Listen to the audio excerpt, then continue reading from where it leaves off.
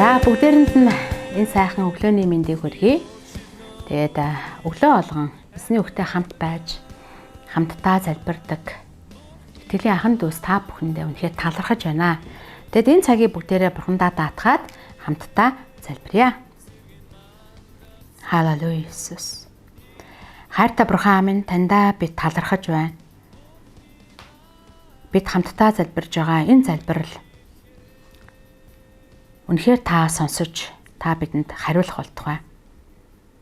Хэзээ минь бид танаас үгийг бас яг одоо хүлээж авахд та бидний зүрх сэтгэлийг бэлдэж өгөөрэй. Өнөөдрийн турш урд байгаа бүхий л цагуудад таны үг бидний дотор байж, таны үгээр алхаж, таны үгийг ярьж, тунхлаж байхад ариунсаа та үнэхээр бидэнд зааж чиглүүлж өгөөрэй. Хэзээ Есүсийн нэрээр бид хамтдаа залбирanгуйлаа. Амен. Амен. За бүгдээрээ үргэлжлүүлээд Филиппо номноос цаашаа явъя. За Филиппо номны 3 дугаар бүлгийн 12-оос 16 дугаар ишлэгийг би эндээс уншия. Би хэдийн олж авсандаа эсвэл хэдийн төгс болчихсондоо бус. Харин Христ Есүс намайг өөрийн болгож авсан учраас би ч үүнийг өөрийн болгож авахын төлөө урагшилдаг. Ах トゥ нараа би үүнийг өөрийн болгосон гэж бодохгүй байна. Харин хийдэг ганц юм маань артхаа мартаж урдах зүйлс рүүгээ тэмүүлж Христ Есүс дотор Бурхны дээр чиглэсэн дуудлагын шагналын төлөө бариа өөд урагшилдаг. Тиймээс төлөвлөсөн бид бүхэн ийм бодолтой байцгаая. Хэрв та нар ямар нэг талаар өөр бодолтой аваас үүнийг чинь Бурхан та нарт илчилж өгнө. Гэвч юунд хүрсэн түүнээсээ л зурцгаая гэж. Амен.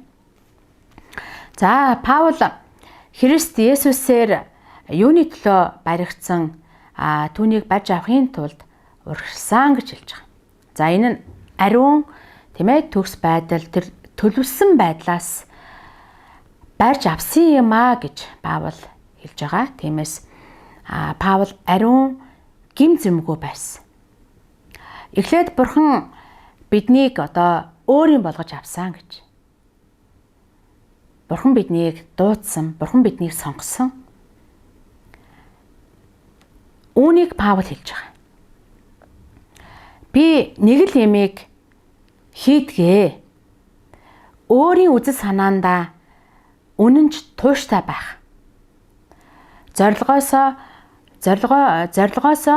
хазаахгүй байхыг артхаа мартаж алдаа уналтаа шаналж аргашаа хараагүй юмаа гэдгийг Паул энд хэлсэн байна. Бид ч гэсэн алдаа уналт зөндөө л байсан. Харин одоо зорилгоо дахин харж урагш тэмүүлэх тэр хүслийг бүгдээрээ яг одоо энэ цагт хүлээж авцгаая. Үүний тулд яах вэ? Бурханд захирагдж, түүнд дуулууртай байж, аливаа тэр саадыг Бурхантай хамт авахыг, Христтэй хамт нөхөрлөхийг бүгдээрээ хийсээр байцгаая. Үргэлжлүүлэн эзний өмнө хамт залбирсаар байцгаая. Эзний үг сургаалыг сонсож биелүүлсээр байцгаая гэж би бас та нарыгаа уриалж байна. 15 дугаар ишлээс харах юм бол тиймээс төлөвлөсөн бид ийм бодолтой байцгаая. Хэрв та нар ямар нэг талаар өөр бодолтой аваас үүнийг чинь Бурхан та нарт илчилж өгнө гэж хэлж байгаа.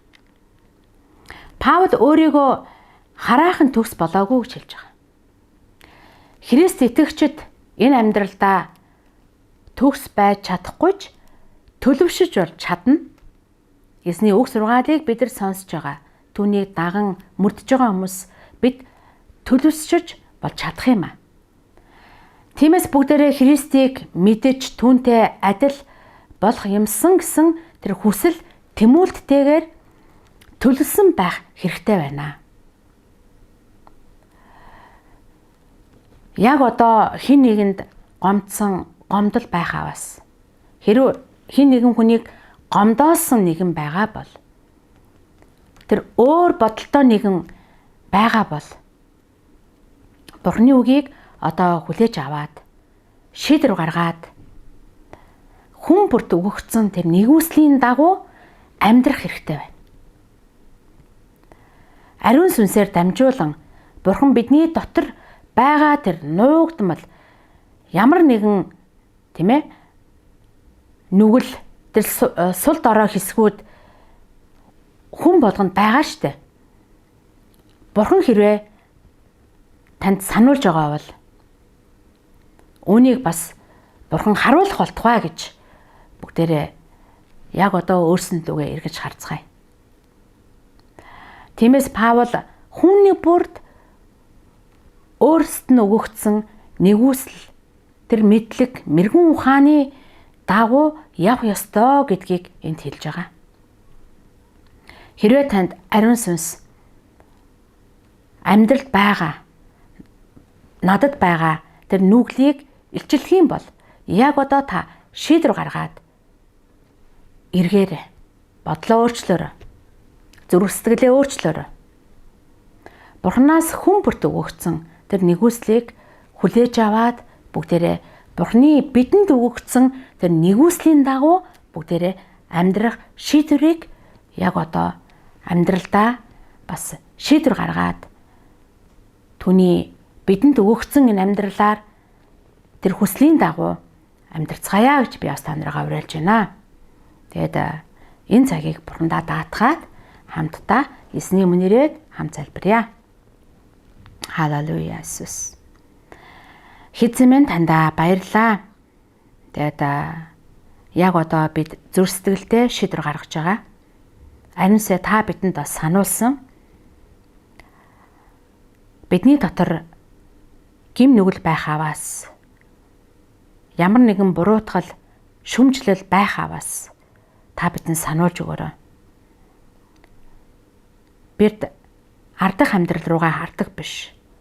Харин танаас бидэнд өгөгдсөн тэр өдрүүдийг харахын тулд бид урагшаа тэмүүлж, урагшаа алхаж эзэн дотор төлөвлөсөн байхын төлөө танаасаа гуйж.